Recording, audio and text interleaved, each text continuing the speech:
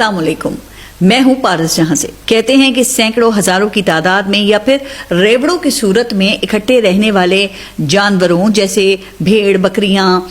گھوڑے، گدھوں کو جب کوئی ڈر یا خوف لاحق ہوتا ہے نا تو اس کے رد عمل میں عام طور پہ بھگدڑ مچنے کا خطرہ بڑھ جاتا ہے، جس سے پھر خوب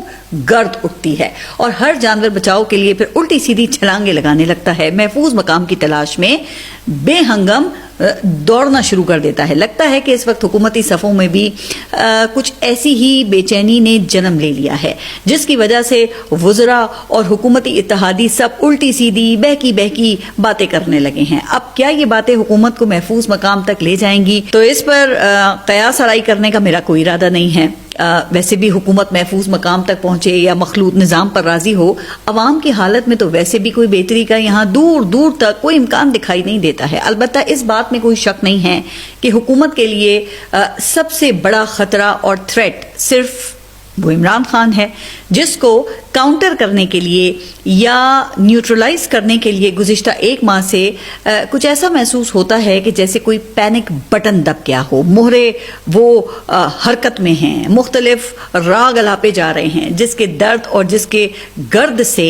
سیاسی مطلع ابرآلود ہوتا ہوا نظر آتا ہے اس وقت۔ اب باقاعدہ منصوبہ بندی کے تحت یہ صورتحال پیدا کی گئی ہے یا پھر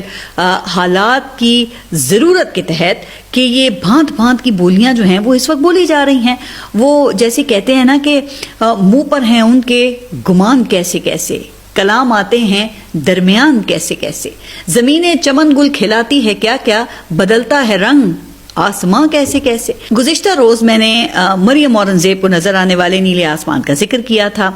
آج ابر آلود آسمان کے نیچے خواجہ آصف، اسحاق ڈار اور بلاول بھٹو کی گنگناہٹ کو ڈی سائفر کرنے کی کوشش کروں گی، لیکن پہلے ذرا اس ڈر اور اس خوف کی بات کرتے ہیں جس کی وجہ سے کچھ ایسے اقدامات پر اس وقت غور ہو رہا ہے جن کا مقصد لگتا ہے کہ ایک بار پھر نظریہ ضرورت ہے، یعنی کہ ہدف فوری خطرے سے نمٹنا ہے، کیونکہ اس مجوزہ اقدام میں کہیں سے مجھے کوئی سینس آف ڈائریکشن یا مقصدیت نظر نہیں آتی، جو کسی بھی مسئلے کے پائیدار حل کے لیے پھر وہ لازمی شرط ہوتی ہے۔ جی